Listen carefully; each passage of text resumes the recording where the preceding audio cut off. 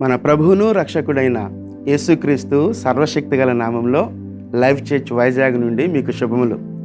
ఎలా ఉన్నారు? క్షేమంగా ఉన్నారు కదూ? మీరంతా క్షేమంగా ఉన్నారని నమ్మి దేవాదేవుని స్తుతిస్తున్నాను. అదే క్రమంలో అనుదినము ఈ హోప్ ఫర్ టుడే వాక్య ధ్యానాల ద్వారా మీరంతగానో ఆత్మీయ మేలు పొందారని నమ్ముతున్నాను. గతించిన సంవత్సరం 2023 సంవత్సరం అంతట్లో ఈ హోప్ ఫర్ టుడే వాక్య ధ్యానాలు మీరు అనుసరించారు. నేను నమ్ముతున్నాను, ప్రగాఢంగా విశ్వసిస్తున్నాను, మీకు ఎంతగానో ఉపయోగపడ్డాయని ఆత్మీయంగా. కనుక ఈ 2024 సంవత్సరంలో కూడా వీటిని కంటిన్యూ చేయడానికి దేవుడు మాకు చూపిన కృపను బట్టి దేవాదేవుని స్తుతిస్తున్నాను. ఇప్పుడు ఈ సమయంలో నిర్గమాకాండం 14వ అధ్యాయంలో జరుగుతున్నటువంటి సంఘటన. ఇశ్రాయేలీలు ఎర్ర సముద్రం దగ్గరకు వచ్చారు. ఎర్ర సముద్రము దాటడానికి ఆ వచ్చిన క్రమంలో వెనుక నుండి ఐగుప్తులు తరుముతూ ఉన్నప్పుడు ఐగుప్తు ఆ సైన్యాన్ని చూసి మోషే మీద సణుగుతున్నారు, ఒక రకంగా తిరుగుబాటు ధోరణితో ఉన్నారు. అలాంటి సమయంలో మోషే ఇశ్రాయేలును ఉద్దేశించి మాట్లాడుతున్నాడు. నిర్గమకాండం 14వ అధ్యాయం 13వ వచనం. అందుకు మోషే, భయపడకుడి, యెహోవా మీకు నేడు కలుగచేయు రక్షణను మీరు ఊరక నిలిచి ఉండి చూడుడి. మీరు నేడు చూచిన ఐగుప్తీలను ఇక మీదట మరి ఎన్నడూను చూడరు. ఇక మీదట మీరు ఎన్నడూను చూడరు. మీరు భయపడుతున్నారు ఐగుప్తీలను చూసి. ఇప్పుడు చూసినటువంటి ఐగుప్తీలను మీరు ఇక మీదట ఎన్నడూ చూడరు అని చెప్పి వారిని పురికొల్పుతూ అదే క్రమంలో ఇంకా మాట్లాడుతున్నాడు. యెహోవా మీ పక్షమున యుద్ధము చేయను, మీరు ఊరకయే ఉండవలనని ప్రజలతో చెప్పాను. యెహోవా మీ పక్షమున యుద్ధము చేయను, మీరు ఊరకయే ఉండవలనని వారితో చెప్పాడు. చెప్పిన తర్వాత ఇంకా వాళ్ళు వస్తూనే ఉన్నారు. వస్తున్న క్రమంలో ఆ తర్వాత దేవుడు ఆ మోషేను ఆ కర్ర పైకెత్తి చూపించమన్నప్పుడు ఆ కర్రను చూపించటం, తర్వాత ఆ సముద్రము 2 పాయలు అవ్వడం, ఆ సంఘటన అంటే మనకు తెలుసు.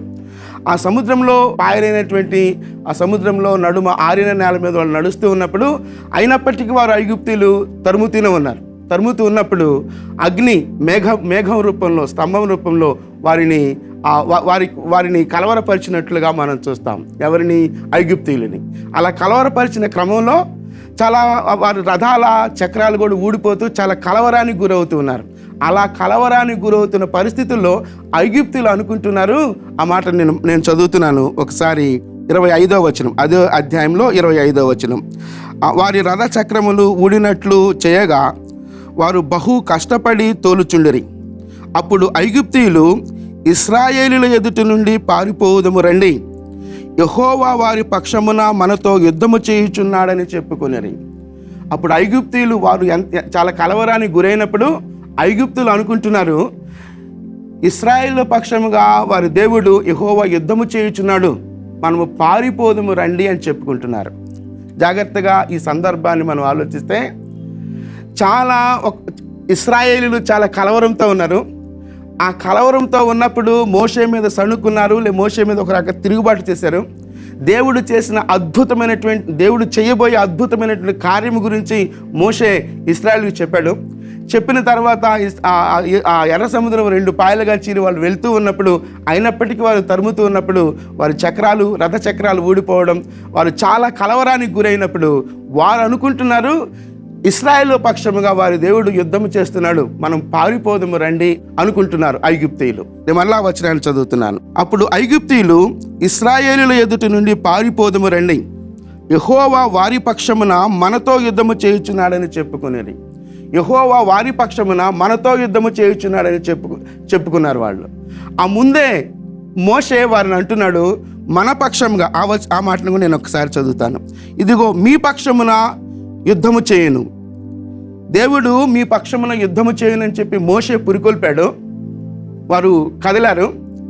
ఆ తర్వాత ఎర్ర సముద్రంలో నడుస్తూ ఉన్నప్పుడు ఐగుప్తీయులు కలవరానికి గురైనప్పుడు ఆ కలవరంలో వారు అనుకుంటున్నటువంటి మాట ఏంటంటే, వారి పక్షంగా ఇశ్రాయేలు దేవుడు మనతో యుద్ధము చేయుచున్నాడు, మనము పారిపోదము రండి అనుకున్నారట. కనుక ఈ ఉదంతాన్ని బట్టి మనం పొందుకోవలసినటువంటి పురికొల్పు, ఈ ఉదంతాన్ని బట్టి మనం పొందుకోవలసిన నిరీక్షణ మనం ఆలోచిస్తే, దేవుడు మన పక్షమున యుద్ధములు చేసే దేవుడుగా ఉన్నాడు. రెండవది, ఎవరైతే శత్రువులు మనకున్నారో, లేకపోతే ఎవరైతే ఆటంకంగా ఉన్నారో, ఎవరైతే తరుముతున్నారో, లేకపోతే ఏ సమస్య చేత అయితే తరమబడుతున్నారో, ఆ తరమబడేది ఇక మీదట ఉండదు, ఇక మీదట దానిని మీరు చూడబోరు అని చెప్పిన మాటను మనం గమనిస్తూ ఉన్నాం. కనుక మనం 2024వ సంవత్సరం ప్రవేశించి ఈ సంవత్సర కాలం అంతటిలో దేవుని యొక్క శక్తిని ఆశ్రయిస్తూ మన పక్షముగా యుద్ధములు చేయు దేవుని మీద మనం ఆధారపడినప్పుడు దేవుడిచ్చినట్టు గొప్ప విజయాలను మనం పొందుకుందాం.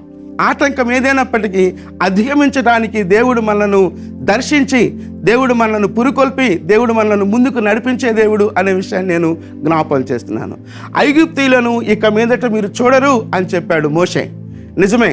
ఆ తరువాత సంఘటనలు మనం చూసినప్పుడు అలాంటి అనుభవాలు వారు పొందుకున్నారు. ఈ ఉదంతాన్నంతటిని మనం చూసినప్పుడు దేవుడు మన పక్షంగా యుద్ధములు చేసే దేవుడు.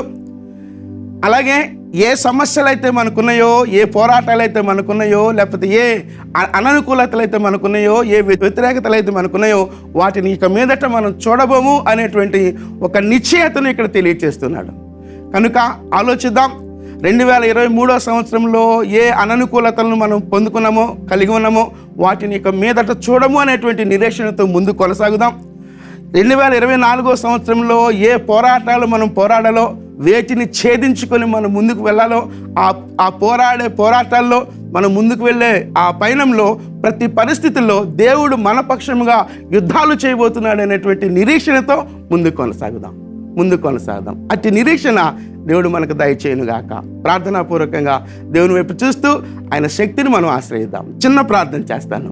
మహోన్నతుడా, జీవము కలిగిన దేవా, మా గొప్ప దేవా, మీకు వందనాలు చెల్లిస్తున్నాం ప్రభువా.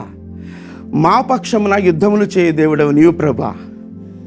ఐగుప్తీయులను ఇక మీదట మీరు చూడరు అని చెప్పి మోషేతో ప్రభు ఇశ్రాయేలుకు తెలియజేసిన దేవుడో ప్రభా. నిజమే ప్రభా.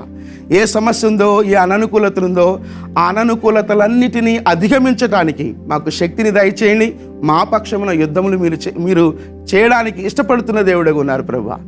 అలాగే ప్రభా, ఏ సమస్యలు అయితే ఉన్నాయో, లేదా ఏ అననుకూలతలు ఉన్నాయో, వాటిని ఇక మీదట చూడబోము అనేటువంటి నిరీక్షణతో ముందున్నటువంటి జీవితంలో కొనసాగగలిగినట్లుగా కృప చూపించమని ప్రాధేయపడుతున్నాం ప్రభా.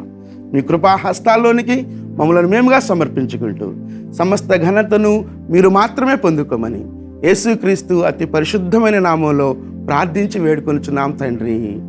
ఆమేన్. ప్రభు మన పక్షమున యుద్ధములు చేయునుగాక. ఆమేన్.